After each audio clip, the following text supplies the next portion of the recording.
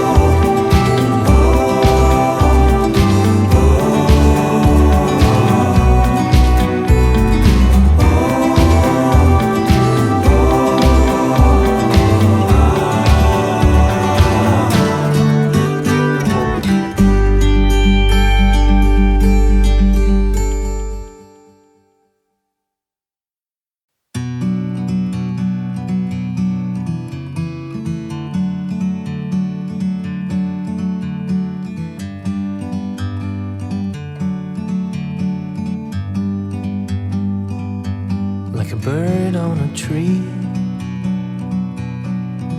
I'm just sitting here, I got time,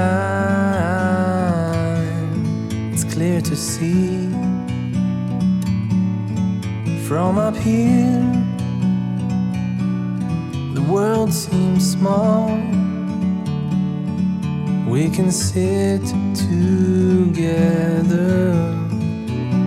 it's so beautiful, you and me.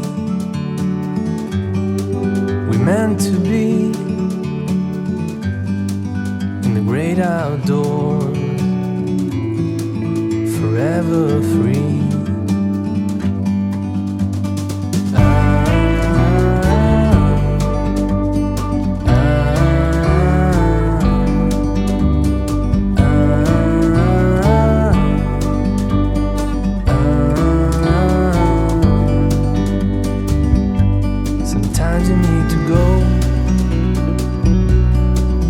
Take a step back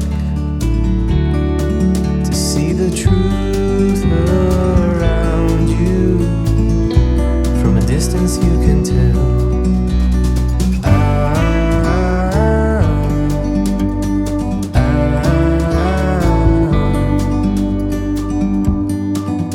You and me were meant to be outdoors,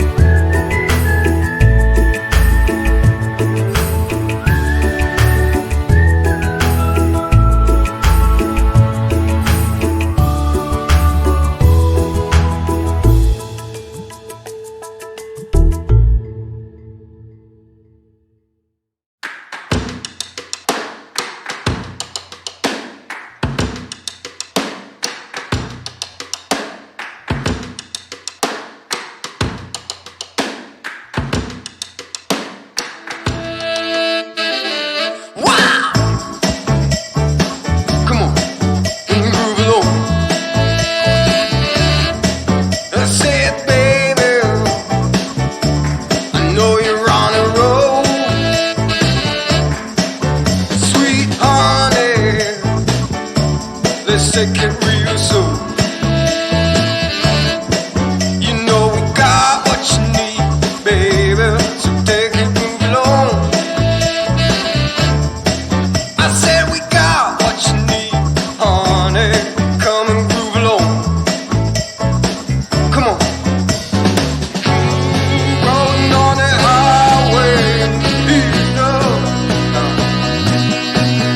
Wow! Come on.